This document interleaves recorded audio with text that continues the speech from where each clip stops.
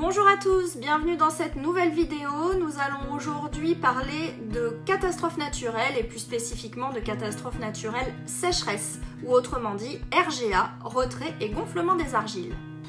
Alors que fait-on et dans quel ordre ?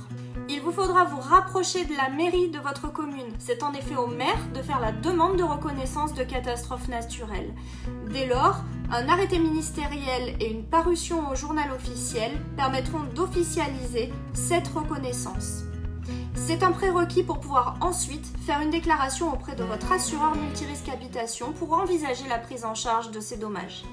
Le comble est que parfois, une commune peut être reconnue alors que sa voisine ne le sera pas.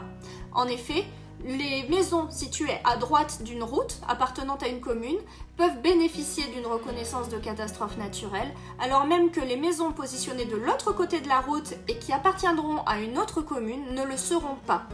Pourtant, nous nous retrouvons dans les mêmes conditions géologiques et possiblement les mêmes conditions climatiques. Sachez que la reconnaissance de catastrophe naturelle porte sur une période bien spécifique. Il est donc essentiel que les désordres que vous rencontrez sur votre habitation soient apparus durant cette période.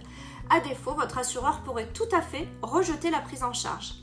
Donc si la reconnaissance de catastrophe naturelle a bien été reconnue dans votre commune, vous devez dès lors contacter au plus vite votre assureur pour procéder à une déclaration de sinistre.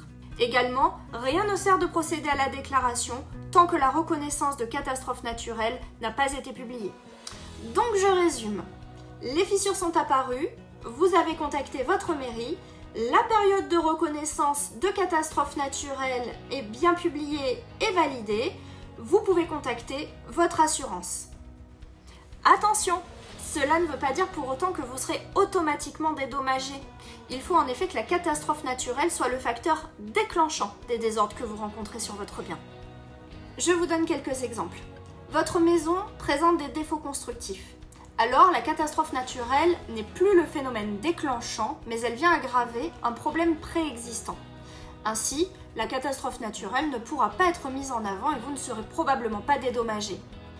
Un autre exemple. Des arbres sont plantés à proximité immédiate de votre maison.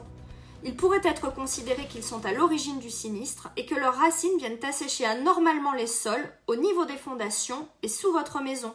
C'est ce que l'on appelle l'hydrotropisme. Et cela peut favoriser le phénomène de retrait des argiles. Un autre exemple est à l'inverse de celui précédemment donné.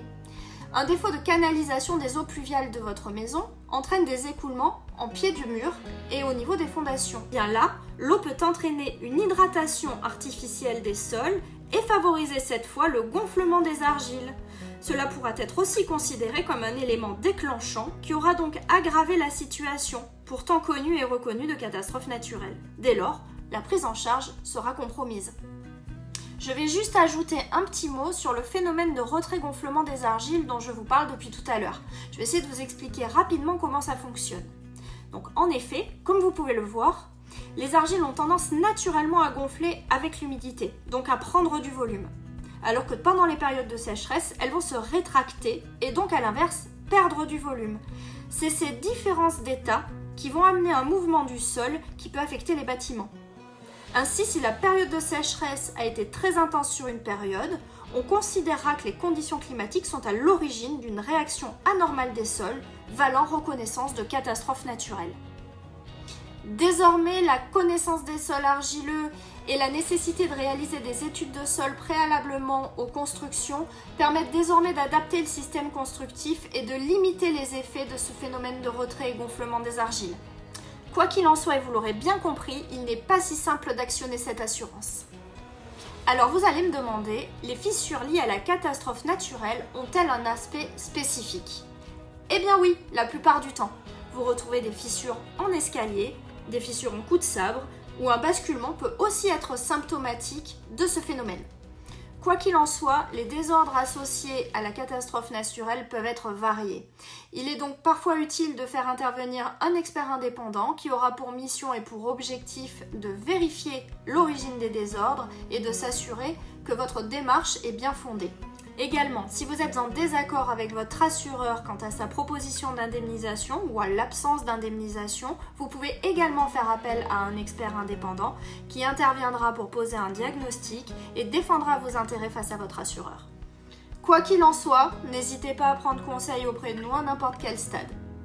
Si cette vidéo vous a plu, n'hésitez pas à la partager sur les réseaux. Je vous dis à bientôt!